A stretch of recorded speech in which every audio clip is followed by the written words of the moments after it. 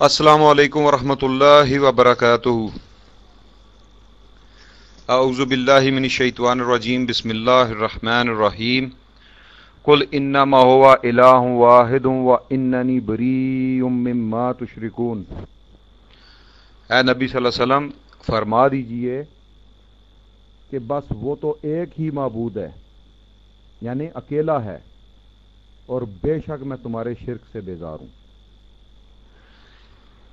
کسی بھی چیز کو لے لیجئے، چاہے وہ عمارت ہو، چاہے وہ درخت ہو، چاہے وہ کوئی اور چیز ہو، لوگ اس کی بنیاد کی طرف دیکھتے ہیں، دیکھیں کہ اس کی بنیاد کتنی مضبوط ہے۔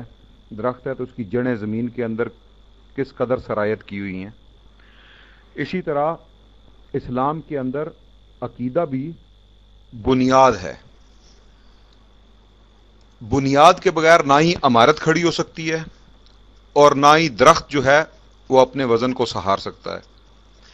اسی طرح دین اسلام کے اندر جو عقیدہ ہے، بنیاد جو ہے وہ ہے لا الہ الا اللہ محمد الرسول اللہ صلی اللہ علیہ وسلم۔ یہ ہے دین اسلام کی بنیاد جس پر سارے اسلام کی عمارت قائم ہے۔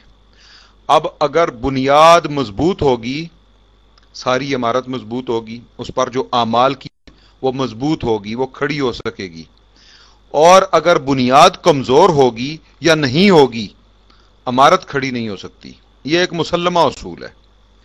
شیخ سعدی نے فرمایا تھا کہ خشت اول چون ہند معمار کج، تا سریا میروت دیوار کج، کہ معمار نے جب پہلی اینٹ ہی ٹیڑھی رکھ دی تو پھر آپ کہکشاں تک دیوار بنا لیں، کہکشاں تک دیوار ٹیڑھی جائے گی، پھر وہ سیدھی نہیں ہو سکتی۔ اسی طرح دین اسلام کی بنیاد میں اگر کجی آ جائے، بنیاد اگر ٹیڑھی ہو جائے، پھر آپ اوپر بے شک خوبصورت اعمال کی بلڈنگ بناتے رہیں، اس کا کوئی فائدہ نہیں۔ بنیاد اچھی ہوگی، اگر اعمال کم بھی ہوئے تو انشاءاللہ وہ کام دے گی، اور اگر بنیاد خراب ہوئی، اگر اعمال کی آپ کئی منزلہ عمارت بنا لیں، وہ یا تو گر جائے گی یا اس کو خطرہ لاحق رہے گا۔ اسی طرح جیسے میں نے یہ کلمہ پڑھا، یہ اسلام کے تمام سیکٹس، جتنے بھی فرقے بن چکے ہیں اسلام کے اندر، گمراہ فرقے، تمام اس کلمے کا اقرار کر، تمام یہ کلمہ پڑھتے ہیں، لیکن زبان سے کہہ بھی دیا لا الہ تو کیا حاصل؟ جو دل و نگاہ مسلمان نہیں تو کچھ بھی نہیں۔ جب تک عمل بالجوارے نہ ہو،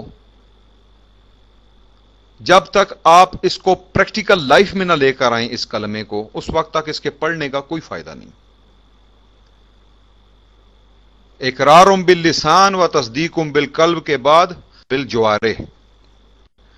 پڑھ رہا ہو کوئی اگر شخص یہ کہ لا الہ الا اللہ، اور مرادیں وہ کسی مردے سے مانگے یا غیر اللہ کو پکارے، تو اس کا لا الہ الا اللہ باطل ہے۔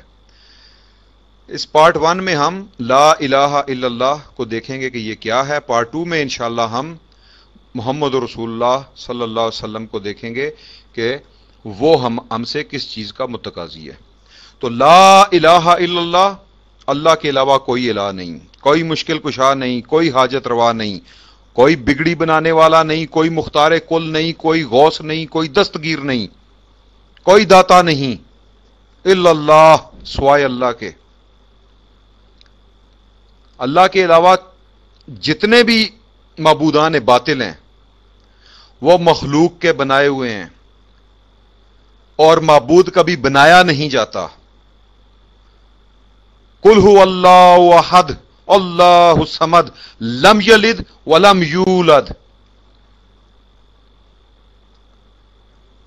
نہ وہ کسی سے جنا گیا اور نہ ہی اس نے کسی کو جنا۔ معبود بنایا نہیں جاتا، معبود گھڑا نہیں جاتا، اسی لیے وہ واحد ہے، اکیلا ہے، اپنی ذات میں لا شریک ہے۔ جتنے اس کے مقابلے میں معبودان باطل مخلوق نے بنائے ہیں، وہ وقت گزرنے کے ساتھ ساتھ نیست و نابود ہو گئے۔ اور قرآن جو توحید کا میدان ہے وہ اس سے بھرا پڑا ہے، معبودان باطل کی نفی کرتا ہے اور اس باطل عقیدے کو ملعون قرار دیتا ہے۔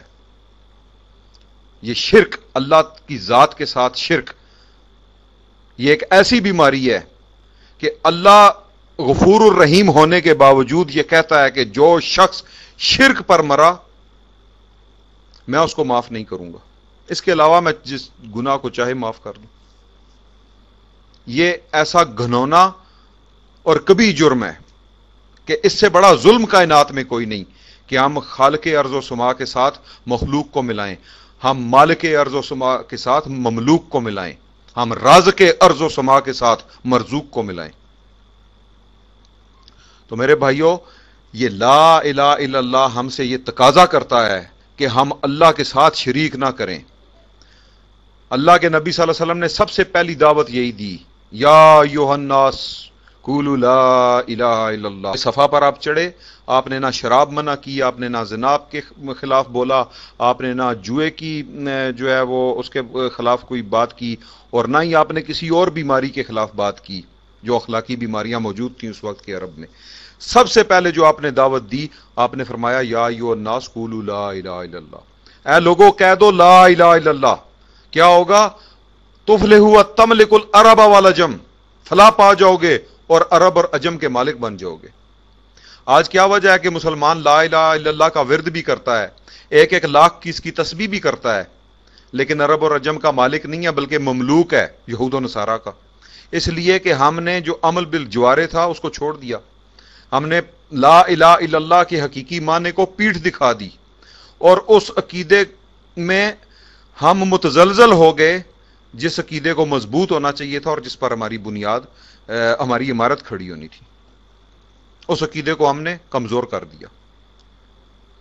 تو میرے بھائیوں، اصل میں عقیدہ توحید اسلام کی بنیاد ہے، توحید الوہیت، اللہ تعالیٰ کی الوہیت میں کسی کو شریک نہ کرنا، توحید ربوبیت، اللہ سبحانہ و تعالیٰ کی ربوبیت میں کسی کو شریک نہ کرنا، اور توحید اسماء و صفات، اللہ تعالیٰ کے جو نام اور اللہ تعالیٰ کی جو صفات ہیں اس میں کسی کو شریک نہ کرنا۔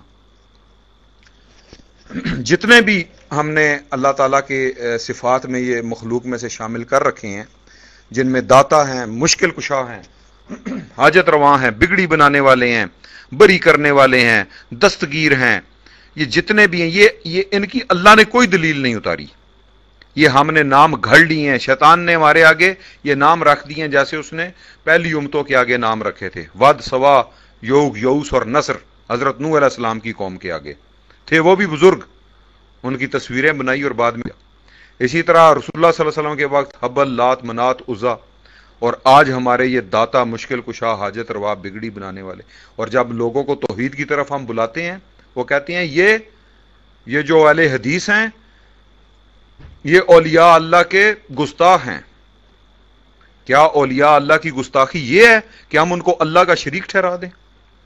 میرے بھائیو، لا الہ الا اللہ ہم سے یہ تقاضا کر رہا ہے کہ ہم اللہ کے علاوہ کسی کو نہ پکاریں، ہم اللہ کے علاوہ کسی سے مدد نہ لیں، ہم اللہ کے علاوہ کسی کو حاجت روا، مشکل کشا اور بگڑی بنانے والا نہ مانیں۔ جب ہم یہ بات کہتے ہیں تو کہتے ہیں تم کیا بیوی سے پانی نہیں لیتے؟ تم کیا اپنے دوستوں یاروں سے یہ نہیں کہتے کہ یہ چیز اٹھا کر مجھے دے دینا؟ میرے بھائیو، یہ جتنی مدد ہے یہ اسباب کے تحت ہے، ما فوق الاسباب کے سبب موجود ہی نہ ہو، دوست موجود ہی نہ ہو، ہم کہیں اے دوست ہماری مدد کر، تو یہ شرک ہو جائے گا۔ ویسے جو تحت الاسباب جو آپ مدد لیتے ہیں اس میں کوئی برائی نہیں ہے، لیکن بزرگ موجود نہیں، ہم اس کو پکارتے ہیں، یہ اللہ سبحانہ و تعالیٰ کے ساتھ شرک ہے، اور یہ شرک ہماری بنیاد کو متزلزل کرتا ہے۔ اگر آپ کی بنیاد ٹھیک نہیں، آپ کے اعمال قبول نہیں ہوں گے۔ تو میرے بھائیوں، اپنی بنیاد کو ٹھیک کرو، اس کو مضبوط کرو، اللہ کے علاوہ کسی پر بھروسہ نہ کرو، جیسا کہ نبی صلی اللہ علیہ وسلم نے فرمایا تیری جوتی کا تسمہ بھی ٹوٹ جائیں گے۔ اللہ تعالیٰ ہمیں اس کی توفیق عطا کرے کہ ہم تمام لوگ تمام شرک کو چھوڑ کر ایک اللہ سبحانہ و تعالیٰ کی عبادت کریں اور اسی سے مدد چاہیں۔ جزاک اللہ خیر۔